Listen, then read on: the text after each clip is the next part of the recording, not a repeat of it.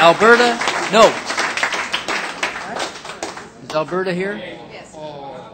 Hi, Alberta. You ready? Thanks. Okay, go ahead, Alberta. Thank you. Councillor Mamalidi, you said this morning on radio that these...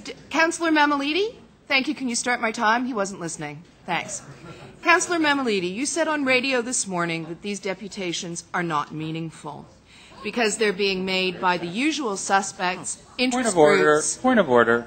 and the unemployed looking for grants. Okay, who's got the point of order? I'm going to have to stop your time. Stop your time. They're not meaningful. Not once did I say they're not meaningful. I don't know where you got that. I heard you on CBC. You're absolutely wrong. It's not a discussion. May I continue? Please do. We got extra time on the deal. Thank you.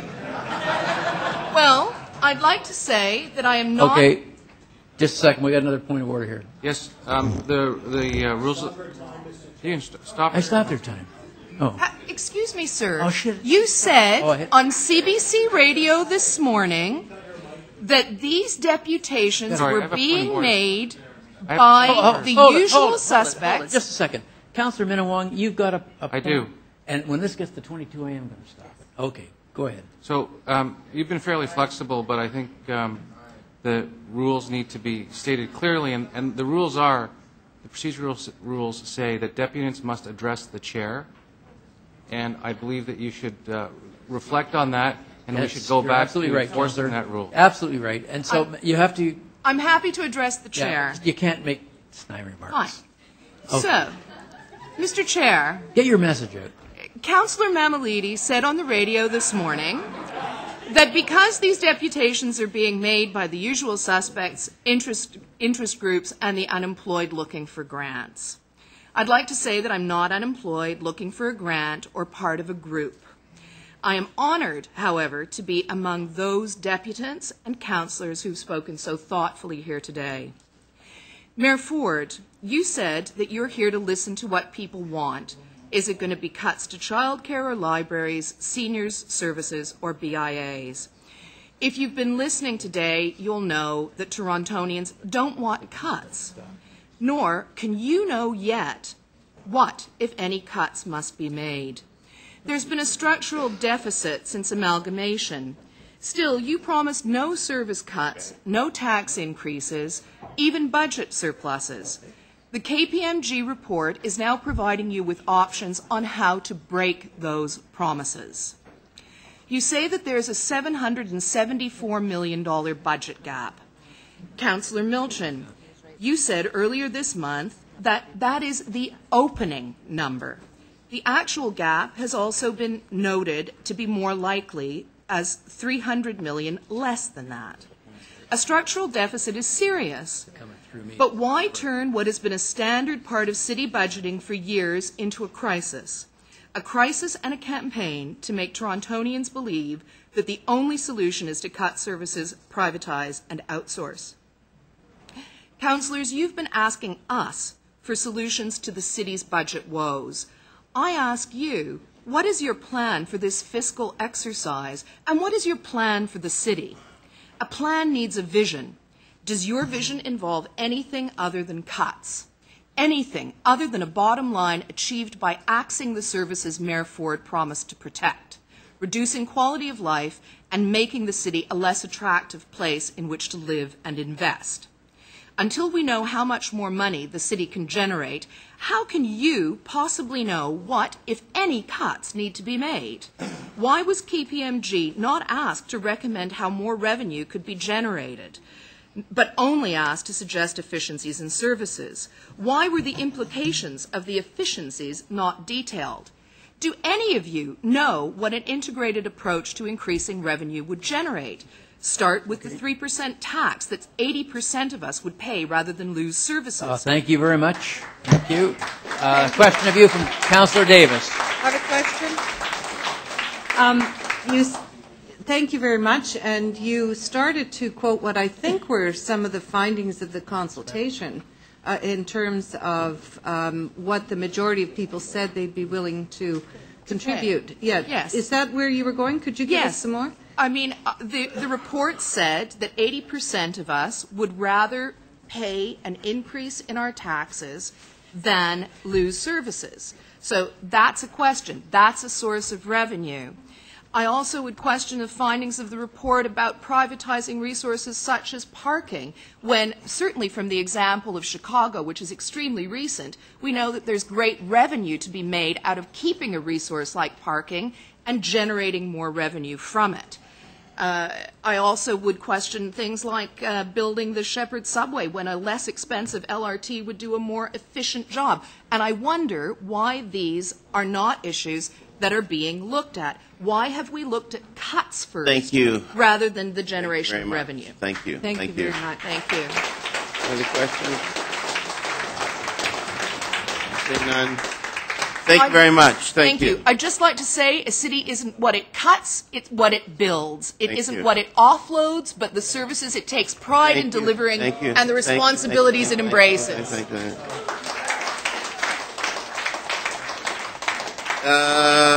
Next deputant, David DePoe.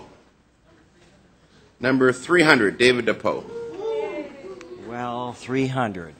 We are here. I'm sad that more than 100 people haven't gotten here, but anyway. So I'm a teacher now, retired.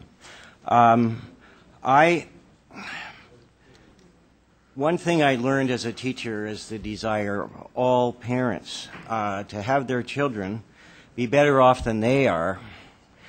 And unfortunately, I think that in the context we're operating, I fear that the children that I spent 32 years teaching, with cuts in public services, will be worse off.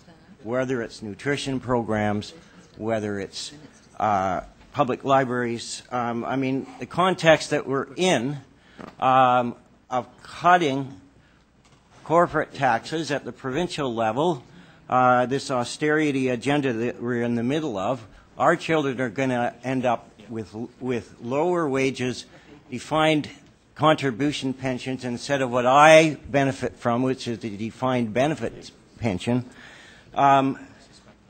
If this is the aim of this exercise, to bail out a crisis that none of us created, I think it's the wrong direction to go in. Now, I'd like to speak about the really important function of public libraries in terms of my experience and my long years as an educator. Every year, a librarian would come to my classroom. They would hand out forms so the children in my class could get a library card. Then I'd take them to the public. Their parents would have to sign permission to do this. Therefore, it involves the family in enhancing the literacy of the children in my classroom. Therefore, it's all of a sudden spread out to the child's family. They have to take responsibility for bringing them back to the library to return their books. Well, guess what? Then the parents get interested in how a library works, what the resources are, and all of a sudden the whole family is involved in a family literacy project. My methods of teaching and emphasizing literacy and family literacy, I'm proud to say every child that I ever taught in 32 years went up 1.5 to 2 grade levels in reading in that single year. And all through my career, these kind of programs, the kind of outreach programs, the kind of literacy programs, the kind of ESL classes, the kind of computer literacy that not only the children learned, they learned to love reading, they learned to love books. Thank you, sir. Thank you. Your 3 minutes is up. Thank Okay. you. Is there any questions? Yes, Councillor Vaughan. There has been a great deal of talk of the possibility of somehow offloading the library system onto the school system if we don't go to a charitable system. from your experience, are there security issues that preclude the school system from opening up its libraries to full public use during the school day? Oh my! Well, first of all, I hate to say it, but there is the odd person who I think would be dangerous to children. That, you know, if they were let in willy-nilly into a school, that would increase the amount of security we would need to have in the school environment. The schools can't afford it either. I mean, libraries have been cut in schools already, and our public library has been cut for the last 10 years. So no. Thank you, sir. That's your 1 minute. Thank you very much. Thank you. Any other questions? Thank you for coming down late. Any other questions? Okay. Thank you very much.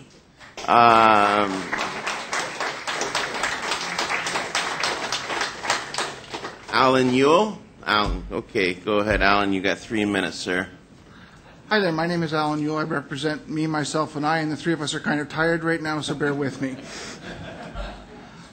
Obviously, we're talking about the core services review. My passion is transit. The past year, we've had property tax freeze, $60 car registration tax was dropped, a TTC fare increase was proposed for cash tokens and tickets, along with a 60-year per year increase in Metro passes. The optics of that did not look good, with $60 off cars and $60 onto the backs of TTC riders. And the mayor deemed that there would be no TTC fare increase. So eligibility restrictions were added to post-secondary discount Metro passes, and part-time students were eliminated. Bus routes were cut, specifically late-night service along many routes deemed underutilized. My $121 Metro Pass does not give me the same value and access that it used to.